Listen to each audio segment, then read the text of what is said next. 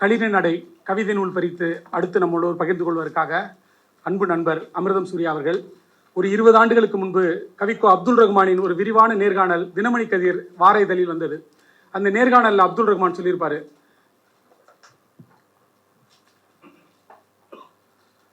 தமிழில் முதலில் கவிதை எழுத தொடங்கி பிறகு சிறுகதை எழுதி பிறகு நாவல் எழுதி பிறகு விமர்சனம் எழுதி வீணாக போகிறான் எழுத்தாரான் அப்படின்னு சொல்லியிருப்பாரு.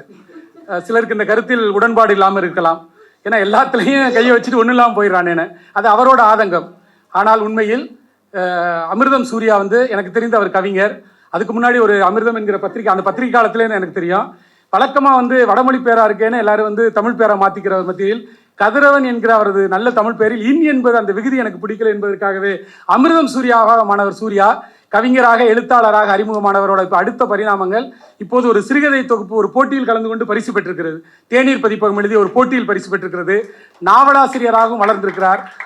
விருமாண்டி ஜங்ஷன் என்கிற ஒரு இணைய இதழை மிகச்சிறந்த முறையில் அந்த யூடியூப் சேனலை நடத்தி வருகிற அன்பு சகோதரர் அமிர்தம் சூர்யா அவர்கள் இப்போது உங்களிடையே.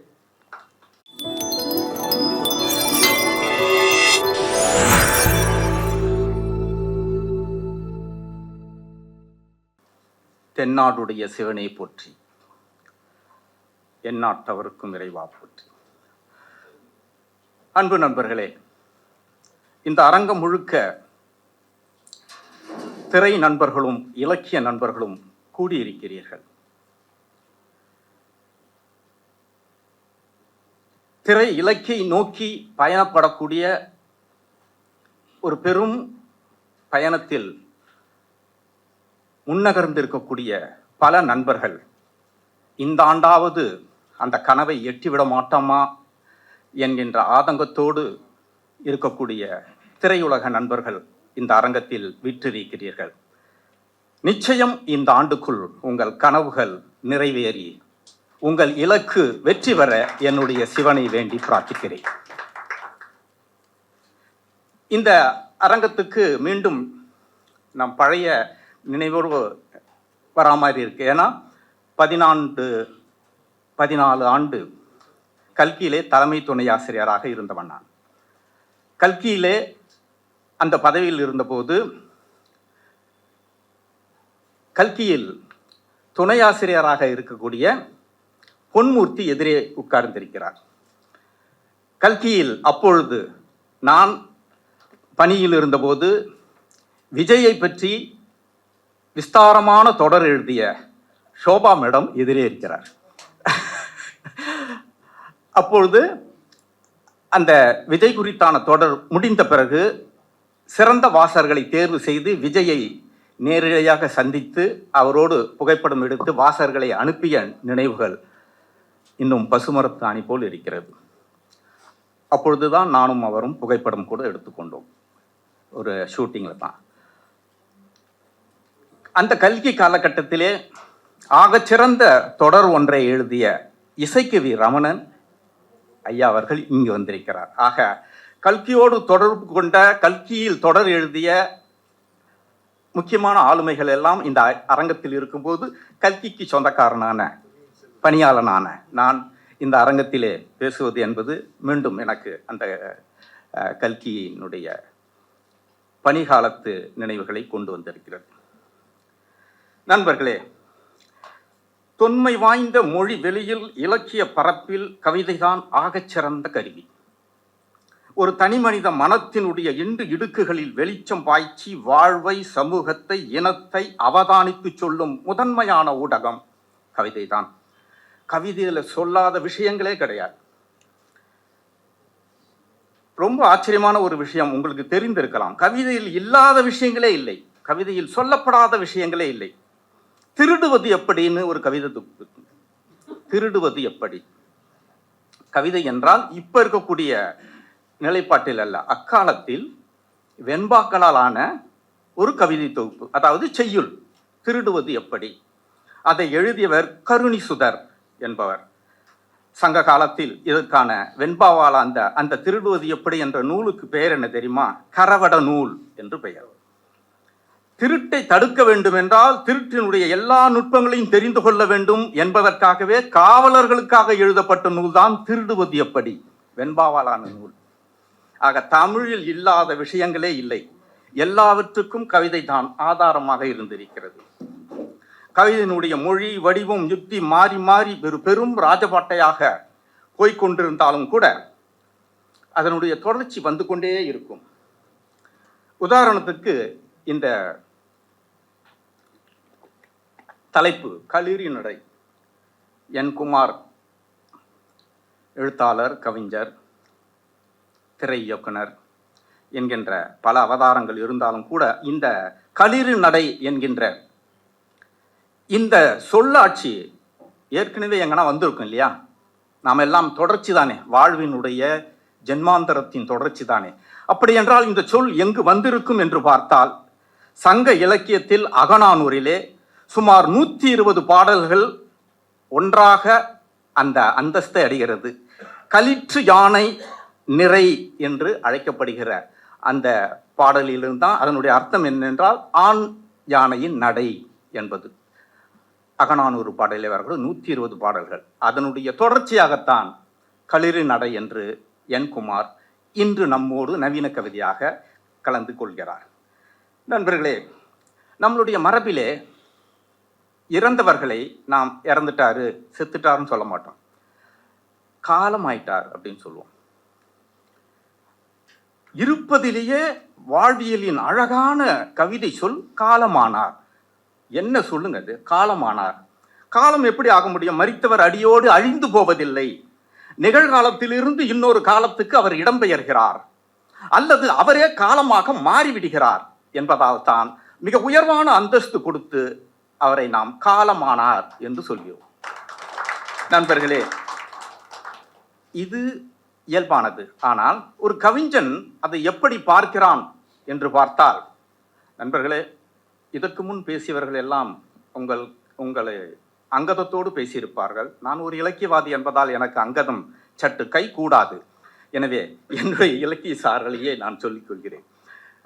நண்பர்களே, இந்த காலத்தை பற்றி குமார் எழுதிய ஒரு கவிதை. இந்த காலம் என்ன பண்ணுதான், ரொம்ப பசியா இருக்குது, கடுமையான பசியில இந்த காலம் இருக்கு. அது என்ன பண்ணுது, அந்த பசியெல்லாம் எப்படி ஆத்திக்கிச்சுன்னா, நம்மளுடைய முன்னோர்கள் இருந்தாங்கல்ல, அவங்களுடைய வயதை தின்று தின்று பசியாறி கொண்டிருக்கிறது. அப்படி முன்னோர்களுடைய வயதை தின்று தின்று பசியாறியதால் அதற்கு கோடி வயது அந்த காலத்துக்கு. இன்னும் ஆயுளை கூட்டிக் கொள்ள வேண்டும் என்று காலம் துடிக்கிறது. எனக்கு வயசு பத்தாது, எனக்கு இன்னும் ஆயுள் வேணும் என்று காலம் துடிக்கிறது. அப்படி துடிக்கிற போது அந்த அதீத பசிக்கு தோதாகத்தான் நண்பர்களே வரிசையில் நிற்கிறோம் நீங்களும் நானும் என்பதாக அவர் கவிதையை முடிக்கிறார். இதுதான். அப்படி என்றால் இப்போ எனக்கு காலத்து மேல ரொம்ப பயம். எனக்கும் குமாருக்கும் இருக்கக்கூடிய ஒரே வித்தியாசம் என்னன்னா, நான் காலத்தை பார்த்து பயப்படுவேன், குமார் காலத்தின் மீது காதல் கொள்வார். இதுதான் ஒரு வித்தியாசம். இப்போ என்னுடைய முகநூலில் நான் ஸ்டேட்டஸாக என்ன வச்சிருப்பேன்னா, நான் காலத்திடம் கை கட்டி நிற்கும் எளியவன், கவிஞன், எழுத்தாளன், பேச்சாளன், பத்திரிகையாளன் என்பதெல்லாம் காலம் கொடுத்த அடவுகள் என்று தான் நான் எழுதியிருப்பேன். ஏனென்றால் காலம் நினைத்தால் கோபுரத்தில் இருப்பவனை குப்பையில் போட்டுவிடும், குப்பையில் இருப்பவனை கோபுரத்தில் எடுத்துவிடும்.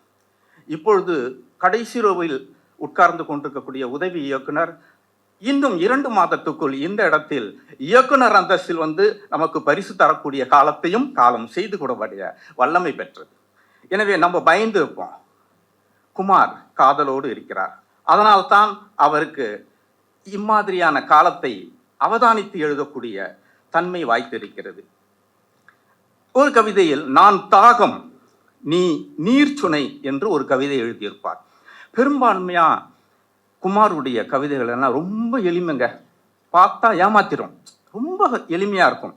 ஆனால் அது காந்தியின் எளிமை போன்றது. ஒருபோதும் காந்தி எளிமைதானே என்று நாம் ஒரு நாள் கூட காந்தியின் வேஷத்தை போட்டு வாழவே முடியாது. அந்த அளவுக்கு எளிமையானது குமாரனுடைய கவிதைகள். நண்பர்களே, வாழ்வினுடைய நிலையாமை, மாயை, இவற்றை வாழ்வினுடைய நிலையாமை, மாயை இவையெல்லாம் ஒரு தயிர் போல இருக்க, குமார் மொழியை மத்தாக வைத்து கடைகிறார். அப்படி கடைகிற போது தெரிக்கக்கூடிய வெண்ணெய் துளிகளாகத்தான் இந்த கவிதைகள் தொகுப்பு முழுக்க சிதறி இருக்கிறது. இதுதான் நான் பார்த்தவரை எனக்கு தெரிந்தது. அதில் காதலும் காதல் நிமித்தமும் பிரிதலும் பிரிதல் நிமித்தமும் வருகிறது. எந்த பட்டாம்பூச்சிக்கும் என் பெயர் தெரியவில்லை. அவருடைய ஒரு கவிதை. எந்த பட்டாம்பூச்சிக்கும் என் பெயர் தெரியவில்லை, எந்த பட்டாம்பூச்சியின் பெயரும் எனக்கு தெரியவில்லை, ஆனாலும் நாங்கள் பட்டாம்பூச்சிகள் என்று எழுதுகிறார். பார்ப்பதற்கு உங்களுக்கு சற்று எளிமையாகத்தான் இருக்கும். நீங்கள் யோசித்து பாருங்கள், அதற்கான விடை உங்களுக்கு தெரியும். ஏனென்றால் எல்லாவற்றையும் கோனார் போட்டு எழுதி கொண்டிருந்தால் அந்த கவிதைக்கு மதிப்பு இருக்காது என்று நம்புகிறேன். நண்பர்களே,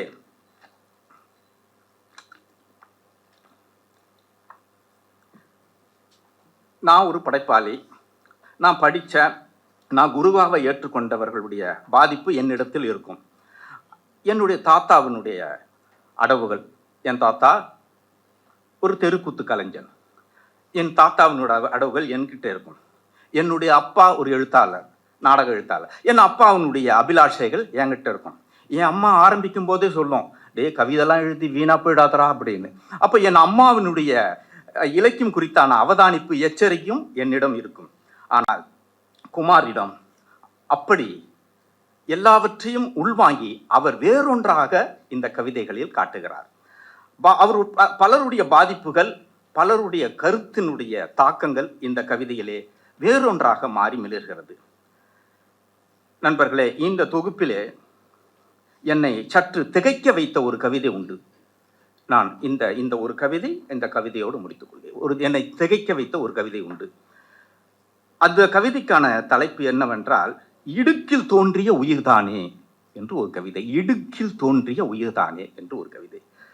செர்பிய கவிஞர் வாஸ்கோ பாப்பா என்று ஒருவர், நீங்கள் தேடி பார்த்தால் நெட்டில் கிடைக்கும். செர்பிய கவிஞர் வாஸ்கோ பாப்பா. அவர் ஒரு கவிதை எழுதியிருப்பாருங்க. ஒரு முக்கோணம் இருக்கும். யாருக்கும் தெரியாத பொழுது அந்த முக்கோணம் தன்னுடைய 4வது பக்கத்தை எடுத்து பார்க்கும். முக்கோணம் இருக்கும், யாருக்கும் புலப்படாத ஒரு காலத்தில் அந்த முக்கோணம் எடுத்து தன்னுடைய 4வது பக்கத்தை எடுத்து பிரித்து ரசித்து பார்த்து மீண்டும் மடித்து வைத்துக் கொள்ளும். எப்பொழுதும் போல அந்த முக்கோணத்துக்கு 3 கோணங்களே இருந்தது என்பதாக அந்த கவிதை முடியும். நண்பர்களே, 4வது கோணத்தை பார்க்கிற வேலையைத்தான் ஒவ்வொரு கலைஞரும் இங்கு செய்து கொண்டிருக்கிறார். சரி, இப்பொழுது அந்த நான் பாதித்த அந்த செர்பிய கவிஞன் வாஸ்கோ பாப்பாவை போல நம்மளுடைய குமார் ஒரு கவிதையில், இந்த கவிதையில் எழுதியிருக்கிறார். அந்த கவிதையை நீங்கள் புத்தகத்தில் வாங்கி பார்க்கும். இடுக்கில் தோன்றிய உயிர்தானே. உயிர் தோன்றும் இடத்தை, பீடத்தை ஏன் இறைவன் தொடை இடுக்கில் மறைத்து வைத்தான்? சாபத்தால் இந்திரன் உடல் முழுக்க யோனிகளை பெற்றான். மறைத்திருக்க வேண்டிய, இடுக்கில் மறைந்திருக்க வேண்டிய யோனி இந்திரனுக்கு உடல் முழுக்க யோனியாக மாறிய ஒரு சாபம் உண்டு. ஒருபோதும் அவன் வெளியே வர முடியாதபடி ஒளிந்தே வாழ்ந்தான். அப்படி என்றால் மனித குணத்தின், மனித மனத்தினுடைய அடிப்படையை இப்படித்தான் நாம் பார்க்க வேண்டும். ஏன் தொடை இடுக்கில் அவன் உயிர் பிடத்தை வைத்தான் என்று. இந்த கேள்விக்கு இவருடைய அந்த கவிதையை இப்படித்தான் ஆரம்பிக்கும். அப்படி என்றால் இதற்கு பதில் அவருடைய கவிதையிலிருந்தும் எடுத்துக்கொள்ளலாம். அவருடைய கவிதைக்கு நான் விளக்கம் சொல்லி மீண்டும் அதுக்கு கோனார் எழுதக்கூடாது. அதற்கு பதிலாக உங்களுக்கு வேறொன்றை சொல்லி அதன் வழியாக நீங்கள் குமாரை அணுக வேண்டும் என்பதுதான் சரியாக இருக்கும். விழுந்தது லிங்கம், விரிந்தது யோனி, ஒழிந்த முதல் 5ம் இறைந்தோடி ஏறி, பொழிந்த புனல் பூதம் போற்றும் கரணும், ஒழிந்த நுதல் உச்சி உள்ளே ஒலித்ததுவே என்பது திருமந்திரத்தினுடைய 455வது பாடல். அதோடு நீங்கள் குமார் எழுதிய கவிதைகளை சேர்த்து படித்தால் உங்களுக்கு புதிய பார்வைகள் திறக்கும். நான் சொல்ல வேண்டியதில்லை, உங்களுக்கு என்ன தோன்றுகிறதோ அப்படி அந்தரங்கத்தினுடைய மர்மத்தை வேறொரு ஆன்மீக கோணத்தில் நீங்கள் அதை அணுகலாம். ஆன்மீக கோணத்தில் எல்லாவற்றையும் அணுகலாம். அந்த ரங்கத்தை நீங்கள் ஆன்மீக கோணத்தில், நீங்கள் எப்பொழுதும் முத்தத்தை பற்றி எல்லோரும் பேசிக்கொண்டிருந்த ஒரு காலகட்டத்தில் ஓஷோ வந்த பிறகுதான் முத்தத்தை பற்றி புதுசாக சொல்கிறான். சார், அந்த காலத்துலேருந்து நம்ம பெரிய ஆட்கள் பாருங்க, முத்தத்தை பற்றி பெரிய ஒரு அவதானிப்பே இருக்கார். சரியா பல தமிழனுக்கு சரியா முத்தம் கொடுக்கவே தெரியாதுங்க. கொஞ்சம் கமல் வந்த பிறகு தான் தெரிஞ்சுது, ஓ முத்தம் இப்படியெல்லாம் கொடுப்பாங்களா அப்படின்னு. முத்தத்தை பற்றிய சரியான ஒரு புரிதல் இல்லாத காலகட்டத்தில் ஓஷோ தான் சொல்றான், முத்தமிடும்போது நீ வேறு முத்தம் வேறாக இருக்கக்கூடாது, முத்தமாகவே மாறிவிட வேண்டும். அப்புறம் தான் தெரியுது, ஓ முத்தம் இவ்வளோ டைமென்ஷன்ல வருமா, அது ஆன்மீக தளத்துக்கு மாத்தலாமா என்பதான ஒரு விஷயம். காமத்திலிருந்து கடவுளுக்கு அவன் தானே எழுதுனான். எங்களுக்கெல்லாம் ஓஷோ 2000 நான் ஓஷோ படிச்சவன். அப்பவே ஆரம்பிக்க உள்ள வரும்போதே நீட்சேவும் ஓஷோவும் தான் எங்களுக்கு கையை கொடுத்து அழைச்சிட்டு வந்தவன். அப்போ நம்மளுடைய வாசிப்பும் நம்மளுடைய அனுபவங்களும் வேறொன்றாக மாறும்போது இந்த கவிதை தொகுப்பு களிரி நடையும் நீங்கள் வாசிக்கிற போது வேறொரு ஆன்மீக அந்தஸ்தை தரும். இவர்கள் சொன்ன வாழ்வியல், கலைத்துவம் அதையெல்லாம் தாண்டி நான் கொஞ்சம் இறை நம்பிக்கை, அசாத்தியமான இறை நம்பிக்கை உள்ளவன் என்பதால் இந்த தொகுப்பு முழுக்க முழுக்க நான் வாசித்ததெல்லாம் ஆன்மீக தளத்தில் இந்த கவிதை என்னவாக பிரதிபலிக்கிறது என்பதுதான். நிச்சயம் உங்களுக்கு அது ஒரு புதிய கோணத்தை தரும். இந்த கவிஞன் என். குமார் தமிழ் இலக்கிய சூழலில் மறுதலிக்க முடியாத இடத்தை பெறுவார் என்று கூறி விடைபெறுகிறேன். நன்றி.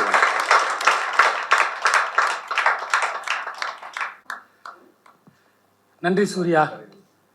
மொத்தமாய் முத்தத்தை குத்தகை எடுத்து விட்டாய். ரொம்ப நெகிழ்வான உரை. அவரது வாசிப்பு அனுபவத்திலிருந்து கவிதைகளை கோடிட்டு காட்டினார். நான் படித்த வரையில் இலக்கியத்தில் அங்கதம் என்கிற ஒன்றும் இருக்கிறதா என்றுதான் இது நாள் வரை நம்பியிருந்தேன். இலக்கியத்திற்கும் அங்கதத்திற்கும் தொடர்பில்லை என்பது போல சூர்யா பேசியிருக்கிறார். அது ஒரு கட்சி, இது ஒரு கட்சி, எத்தனை கட்சிகள் வேண்டாலும் இருக்கலாமே இலக்கியத்தில். இது ஒரு வகை பார்வை என்பதாகத்தான் பார்க்கிறேன். மிக ரசித்து ஆழ்ந்து ஒரு அழகான முன்னுரையும் இந்த புத்தகத்திற்கு எழுதியிருக்கிறார். நீங்கள் எல்லாம் வாங்கி படிக்க வேண்டும். எனக்கு முன்னால் பேசிய எல்லோருமே புத்தகத்திலிருந்து பேசியிருக்கிறார்கள். நான் பதிப்பாளர், நான் பேச வேண்டும், ஆனால் நான் பேசப் போவதில்லை. அதற்காக இது ஒரு வியாபார உத்தி என்று நினைத்து விடாதீர்கள். எல்லோரும் பேசும்போது நம் குழந்தை எல்லோரும் கொஞ்சம் போதும் நாம் பார்க்கலாமே என்கிற ஒரு ஆசைதான். ஏனென்றால் மொத்த கவிதைகளை அல்ல, இந்த மொத்த கவிதை எல்லோரும் பேசிவிட்டால் புத்தக விற்பனை கொஞ்சம் தடைப்படும் என்று குமார் பயப்படுகிறார். எனக்கு அந்த பயம் இல்லை. இந்த புத்தகம் முழுவதும் விற்கவில்லை என்றாலும் கூட வீட்டில் வைத்து பாதுகாக்க நான் தயாராக இருக்கிறேன். இருந்தாலும் இவ்வளவு பேர் பேசிவிட்டு, பார்த்திபன் சாரும் பேசிவிட்டு இந்த புத்தகம் மீதம் இருந்தால்தான் ஆச்சரியப்பட வேண்டும். அப்படியான ஒரு மிகச்சிறந்த புத்தகத்தை, களிறு நடை புத்தகத்தை வழங்கியிருக்கிறார்.